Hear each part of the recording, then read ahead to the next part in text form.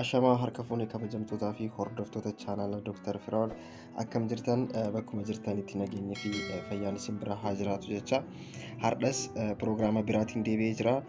Hardha kan kaasu yeroo wal quunnamtii saalaa ta'ee yookaan immoo yeroo normaala jaalalaan dhiirsa kee yookaan jaalallee kee wajjin taphattan dhiironni qaama isaanii keessatti tuqamnaan miira hedduu bareedaa ta'e keessa kan galan bakkeewwan kam akka ta'an laaluudhaafi hanga dandamachuu dadhabuu keessa kan galan jechuudha.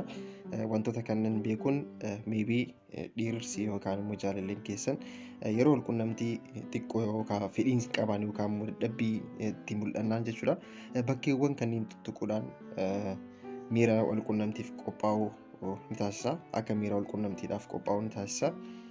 Akkasumas fedhiin isaa sirriitti akka kaka'u ni godha jechuudha. Akkasumas isin lachuu yeroo jaalala dabarsitan bakkeewwan kanneen tuttuquun yookaan dhungachuudhaan gammachuu dhiirsa keetitti yookaan immoo jaalallee keetitti itti kennuu dandeessa jechuudha. Kanaaf waa'ee kanaa har'a ni kaasna. Namoonni haarawaa taatan baga nagaan gara chaanaala kanaa dhuftan maatii fi hordoftoota kiyyaas hedduu isin galateeffata. Gara piroogiraamaatti ceena.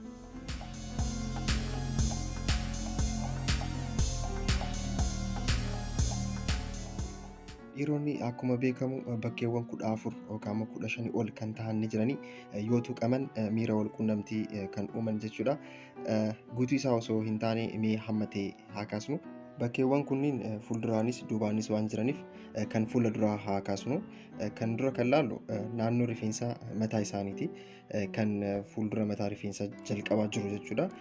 Kanaaf dhiironni kana ni barbaadanii harkaan suuta akka tuttuqaman jechuudha. Focus gootanii hin laalli ta'a gara fuulduraa jaalallee keessan yookaan dhiirsa keessan check gochuu ni dandeessu. Itti aanee kan laallu hidhiidha. Hidhiin moor dubartoota caalaa dhiirotaaf miira wal quunnamtii uumuu irratti gammachuu bareedaa uumuu irratti bakka guddaa qaba. Keessattuu dubartoonni harkaan tuttuqutu hidhii dhungatamuurra kan miira bareedaa keessa kan galchuu danda'u jechuudha. Dubartoota irra hedduun jechuudha. Kanaaf dubartiin takka hidhii dhiiraa suutaan kan dhungatu taanaan hatattamaan qaamni saalaa kaka'uu fi fedhii wal quunnamtii hedduu ni dabala jechuudha.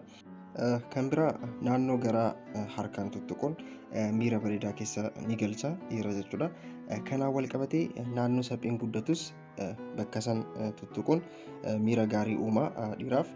Kanaaf dubartii qofaa miti qaamni tuttuqamu miira gaarii keessa kan seensisu dhiira birattis ni jira. Kanaaf naannoo garaa fi naannoo sapheen biqilu biratti yeroo wal dhungattan tuttuquun bareedaadha.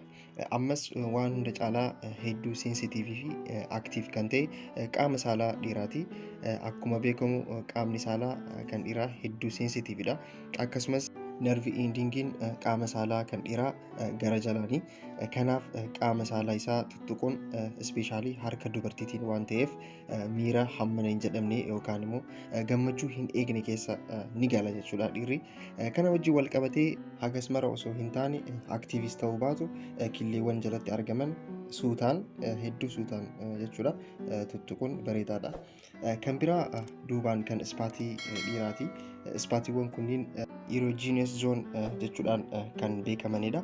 Kunniin dhiira yeroo maasaaj gootu duubaan bakkeewwan tuqamudha. Kan duubaa kana hamma ta'e kaasuudhaaf duuba gurra dhiiraati kan duraa. Keessattuu jaalallee kee yookaan jaarsa kee maasaaj godhaa. Suuta gara gurra itti hasaasuun akka jaalattu itti himuun duuba gurraa suutaan tuttuqudha. Yeroo sanitti dhiirri miira hammana hin jedhamne yookaan immoo of qabachuu dadhabuu keessa ni gala. Naamanii piraaktis godhii jaarsa kee irratti yookaan immoo jaalallee keetii irratti. Amma immoo xiqqoo gadi siquun naannoo mormaa fi dhuma rifeensa isaa jidduu harkaanis dhungoonis tuttuquun hasaasuun akkasumas funyaan hafuura baasaa tuttuquun miira hammana hin jedhamne qaba. Harkaanis gadi bu'uun naannoo teessuma isaa olii fi dugda isaa gadi naannoo jidduu san kan jiru harkaan suuta tuttuquun gammachuu bareedaa dhiiraaf ni uuma jechuudha.